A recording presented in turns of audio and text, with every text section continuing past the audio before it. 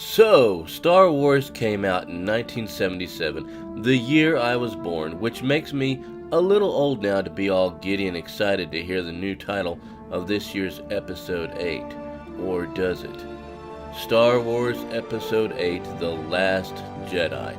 It will, arguably enough, probably be the largest grossing movie of 2017, and because of its December release date, will probably kick off 2018 with a good chunk of its box office as well. All things being equal, however, it's easy to say that it's going to make a crap ton of money. And yet, on a more somber note, this will also be the final performance and curtain call for every man's school-aged silver screen fixation, our own Princess Leia. Carrie Fisher, we will miss you.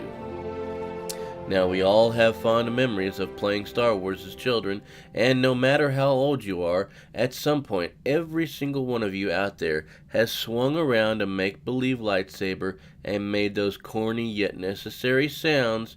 You know the ones. Vroom, vroom, those. However, for those of us who are old enough to remember the quiet yet groundbreaking fall of Atari, we'll all lament for the good old days of epic battles with our toys. Yes, YouTubers, there was a day and age where we couldn't put on our VR headset, climb into an X-Wing, and join the Resistance. Yes, we had to use our imaginations. That's that thing that happens up inside your head. And if we were lucky, we had some plastic figures, and even luckier yet, the vehicles to go along with them. One of my most epic memories of playing Star Wars would be just after the release of Episode V, The Empire Strikes Back.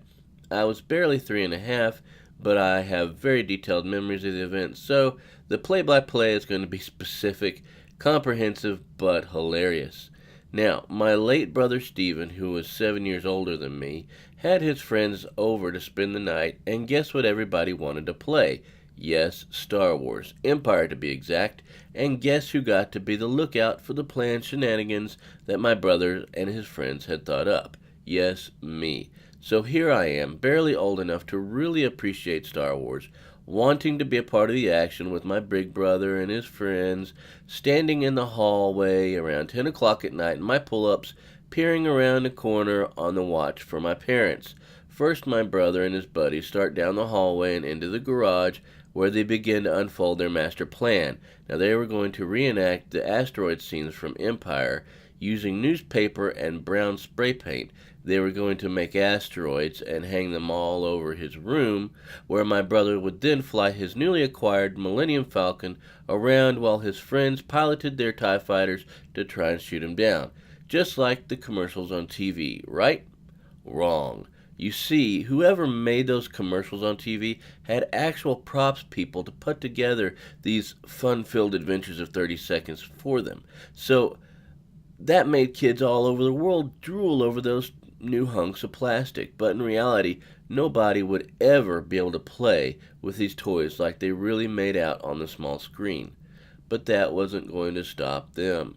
Eventually, big wads of brown spray-painted newspaper hung from every available spot on the ceiling, and there was an epic space battle happening that rivaled any Saturday morning cartoon commercial ever made, until the jealous 3.5-year-old got a hold of the brown spray paint. Yes, I wanted to be a part of the movie scene also and add my own asteroid to the mix, but I wanted to make it the biggest asteroid possible. So I grabbed the pillow from the sofa, which was pretty big, the spray paint, and I proceeded to spray that pillow with as much brown spray paint as it could hold. Never mind the fact that I was getting brown spray paint all over me in the process, and when I say all over, I mean all over. It looked like I was trying to emulate Mr. Pooh from South Park before he was even cooked up by Matt Stone and Trey Parker. It was actually kind of scary. So my brother and friends are playing, and I decide to make my grand entrance with my huge asteroid, and so I did. I come busting through the door like a miniature muddy Kool-Aid man, asteroid in tow, screaming dun-dun-dun-dun-dun. Yes, and I started swinging my wet, mind you, asteroid around the room, smashing into Rebel and Empire ships equally. Everybody scatters and of course starts screaming bloody murder, because here just came a completely brown little figure with a completely brown and wet object busting into the room, screaming the Star Wars theme at the top of his lungs and scaring the total snickers out of everybody. Next thing I know, after having hit my brother square in the face with the wet paint brown pillow, I start to see the rage building in his eyes. I tear out of the room, screaming even louder than when I came in, that they're going to kill me, and as they all followed pursuit, I headed for the only safe haven a 3.5-year-old knows, his mother and his father. However, as I come tearing into the living room, again just like Kool-Aid, I finally realized just how much trouble I was going to be in for all this, just a little too late. My complete brown appearance must have been even more horrifying than I could even imagine, because the next thing I know, all hell broke loose. My mother jumps up off the couch, screams at the top of her lungs. The dog immediately begins to bark and run around the room in terror, which sets the cat into a frenzy herself. My father, who would lay on the floor on his favorite big pillow, found himself in the middle of dog and cat scattering all over the room, sending fur and claws in every direction, including his back.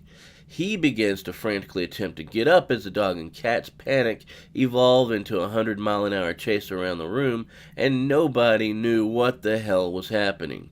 My mother is still screaming. My father is joined in as the cat and dog make him a personal climbing pole. Fur is swirling in the air, and I'm standing in the middle of the room, coming to the realization that I have just caused World War III to start. Just then, my brother and his friends bust into the room, all of them half covered in brown paint as well due to my unannounced attack, and all I could do was just stand there. Once my father finally grabbed the cat and dog and threw them outside, had calmed my mother down from her hysterics of realizing I wasn't some brown midget troll running into the room, and my brother and his friends decided not to kill me, came the question, whose idea was this? Now, parents love to ask this question. Heck, even now I ask this question. It's really the only way that you can follow up something this freaking crazy when it happens.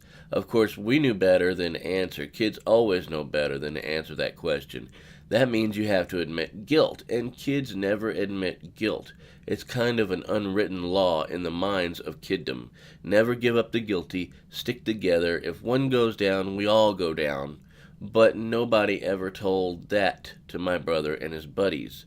Immediately, they all point to me. Of course, then both sets of my parents' eyes start peering into my little brown soul, and my father asks, is this true? Of course, I shake my head, no, there's no possible way it is. My brother and his cronies were the masterminds. I had just wanted to make a bigger and better asteroid. My mother knew better, though, and things started to add up. She knew that I could never reach the spray paint where it was kept, so eventually the truth came out, and after an all-night scrubbing session, I was finally cleaned up of all the brown paint that had covered me from head to toe. But unfortunately, the same couldn't be said for that pillow that I sprayed down in an attempt to make the better toy accessory. But alas, what can you do? I'm just glad the dog didn't eat the cat in the process of things.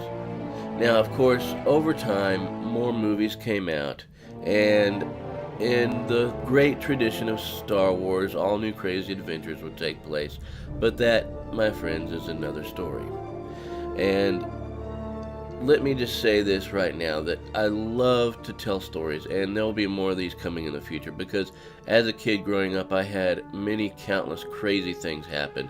And funny enough, a lot of them actually did go around Star Wars, so it's kind of funny that this story here is a starting point for some of the funnier things that I'll be telling in the future.